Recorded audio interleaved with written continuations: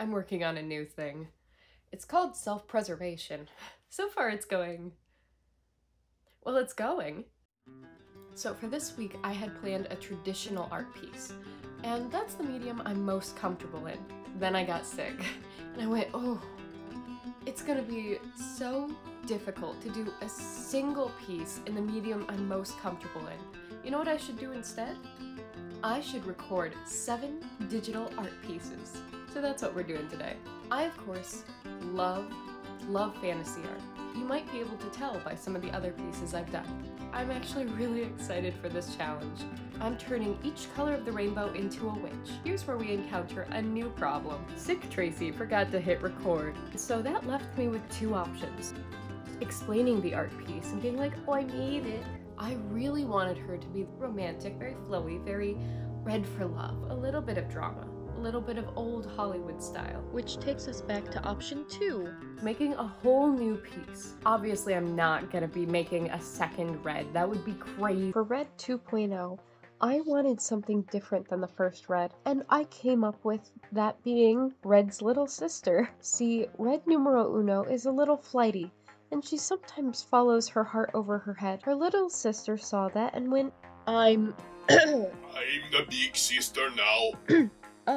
Excuse me. Now, the best way for me to describe Red 2.0 is that she is fresh red lipstick. She's professional, no nonsense, and she doesn't do disrespect. The ground literally quakes beneath her feet. In other words, red is for confidence. For some reason, she kind of gives me lawyer vibes.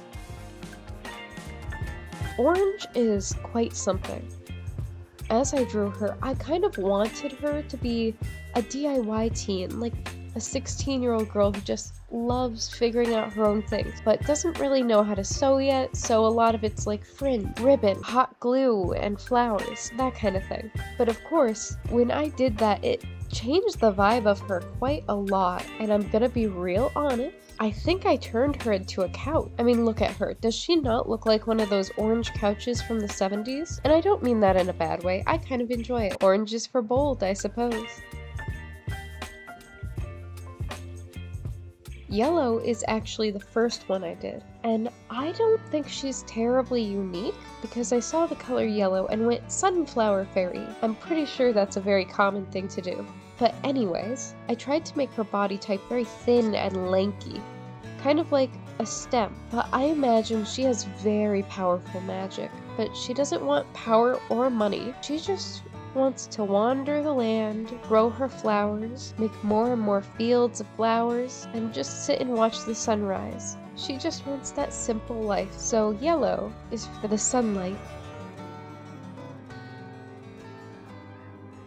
Green is actually my favorite color, but I can't quite tell if I did the color any justice here. Life and magic, that's what the color green is to me. It's this fantastical, incredible world, even if it is used a lot for Disney villains. But as I kept coloring, working on the layers and the ombre, I started noticing that there was something familiar about how I combine the layers, and I had a revelation. I've created a salad witch. Look at her, that is lettuce. I don't know what her name is. I know she needs one. I don't have one for her. Look, I love her. I love my little salad lady. So I guess green is for the leafy greens. Blue is interesting because I think she turned into the moon. I mean, not like how people's girlfriends occasionally do, but at first I wanted her to be about the night sky. But as I kept drawing, she really evolved. See, I started on a really simple tattoo about the sky, but as I drew the sun and the moon and the winds, I started to envision it differently. The lines became the tides controlled by the moon. I gave her a flower pattern on her dress to represent the plants that she feeds and nourishes with the tides, and I just adore her. I don't know if I have a favorite, but she's certainly a contender. So blue is for the moonlit magic. Indigo is my blue-purple gal, and I have zero justification for this. She just gave me butterfly vibes. Ability-wise, I imagine that she's the one that aids in migration and transformation, and not just for the butterflies. I think she uses her powers to aid travelers and people who are going through a rough patch. a change in their life. Though she looks young, I suspect that Indigo has been around trying to smooth things along for quite some time. Maybe because she spent her whole life helping other people change, she's stuck and can't really move forward, even in time. But I don't know. What do you think? Personally, I think Indigo is for improvement.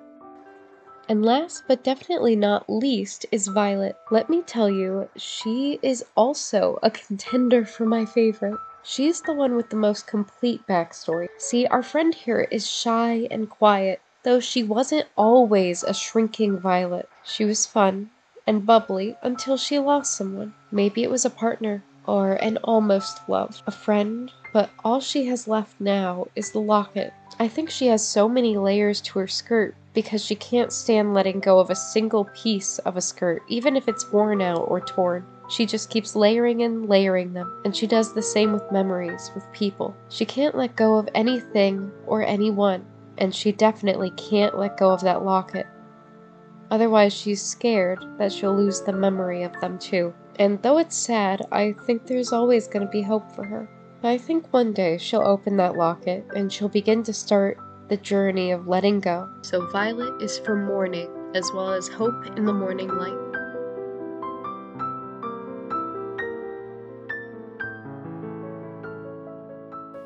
So those are my witches for this week. If you have any ideas about name, story, anything, I would love to hear it. You should leave it in the comments. I'll read it. I read everything. I also wanted to do a quick thank you to Prickly Alpaca. Kira on her channel does a lot of this similar kind of stuff, and she inspired not only the layout of this video, but likely the fact that I'm even on YouTube at all. I've wanted to restart YouTube since about 2020, and then I just kept coming up with reasons why I shouldn't. So thank you to her. On this channel, we do art, design, costumery, and any kind of fantasy nonsense that I can justify. If that's your cup of tea, well, feel free and come and drink with me.